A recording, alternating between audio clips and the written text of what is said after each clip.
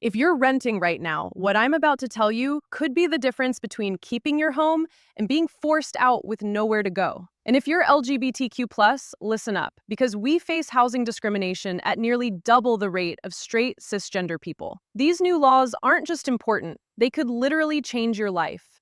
Over the past 2 years, several states have completely rewritten the rules on evictions. But here's what almost nobody is talking about. There's a loophole in these laws that could still leave you vulnerable if you don't know how to protect yourself.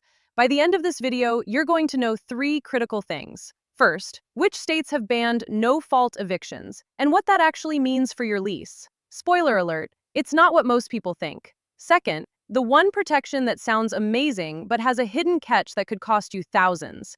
And third, the exact steps you need to take this week to make sure you're fully protected. Something that 90% of renters still haven't done. So let's talk about what just happened. April 2024. New York State passed what housing advocates are calling the most significant renter protection law in a generation.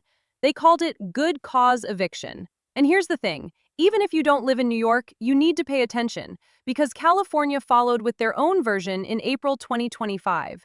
Massachusetts just implemented eviction record ceiling in May 2025. And right now, 8 more states have similar legislation working through their state houses. Connecticut, Hawaii, Maryland, Minnesota, Oregon, Rhode Island. The list keeps growing. But here's why this matters specifically to us as queer people. The data shows that LGBTQ+ individuals face housing discrimination at significantly higher rates than straight, cisgender folks. We're more likely to be denied housing, we get charged higher deposits, and we face retaliatory evictions when we complain about discrimination. So these laws, they're not just policy changes, they're a financial safety net that many of us desperately need. Okay, so what actually changed? Imagine never having to fear that your landlord could just decide one day, for absolutely no reason, to kick you out. No more worrying that standing up for yourself could result in an eviction notice. You know, like reporting that broken heating system, or calling out discriminatory treatment. That fear? It just ended for millions of renters. Here's what these new laws did. New York's Good Cause Eviction law and California's similar legislation have essentially banned no-fault evictions. Now, before these laws, in most states, your landlord could choose not to renew your lease for literally any reason, or no reason at all. They could just wake up one day and decide they want you gone. You complained about the mold? Evicted. You asked them to fix a discriminatory policy that violates fair housing laws? Evicted. They just don't like that you're openly gay or transgender. Well, technically they can't say that out loud, but they could just not renew your lease. No explanation required. Now, in states with these new protections, landlords must have good cause to evict you or refuse to renew your lease. Good cause includes things like, you stopped paying rent, you're seriously violating your lease, like causing damage or creating dangerous conditions. The landlord or their immediate family needs to move into the unit, or they're selling the property. But here's what's not good cause anymore. Evicting you because you complained, because they want to jack up the rent to an unreasonable level, or because of who you are. Now, this next protection is even more powerful, and it's the one that could save you thousands of dollars this year alone. Rent increase caps. Any rent increase above 10% or 5% plus the consumer price index, whichever is lower, is presumed to be unreasonable. What this means in plain English, if your landlord tries to hit you with a massive rent hike to essentially price you out of your home, you can now challenge that in court. California's law goes even further. If you're evicted under certain no-fault circumstances, like the landlord claims they need to do major renovations, they now have to pay you relocation assistance. We're talking between $9,000 and almost $23,000 in moving costs, depending on your situation. Think about what that means for our community.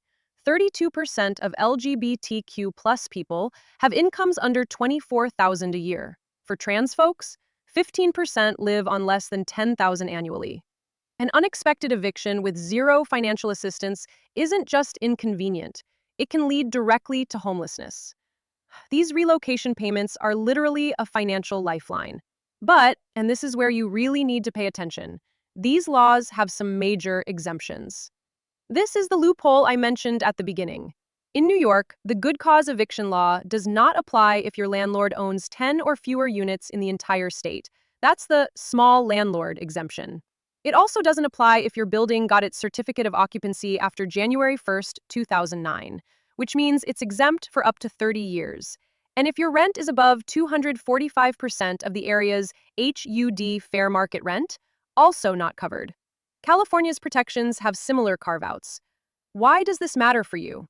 Well, if you're renting from a small landlord, which is actually pretty common, especially for LGBTQ plus folks who may have been steered towards smaller rentals due to discrimination from larger property management companies, you might not be covered.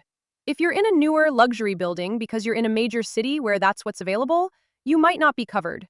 So here's what you need to do. Check if your building is covered. Contact your local housing authority or tenant rights organization. In New York City, you can call 311. Most cities have free tenant hotlines. Use them. Second, request written confirmation from your landlord. Under these new laws, landlords are required to provide you with a notice stating whether or not good cause eviction applies to your unit. If you haven't received this, demand it. It's your legal right.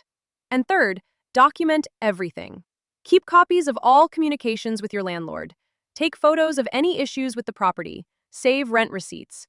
If you ever need to challenge an eviction or rent increase, this paper trail is everything. Look, these laws are a huge step forward for renters, especially for those of us in the LGBTQ plus community who face discrimination and instability for way too long. But they only work if you know your rights and you know how to use them. So do yourself a favor. Take those 3 steps this week. Make sure you're protected. If this helped you understand what's going on with these new eviction laws, hit that like button and subscribe for more content on queer legal rights and housing justice. And drop a comment. Let me know which state you're in and whether you think your building is covered by these protections. I read every single comment and I'd love to hear from you.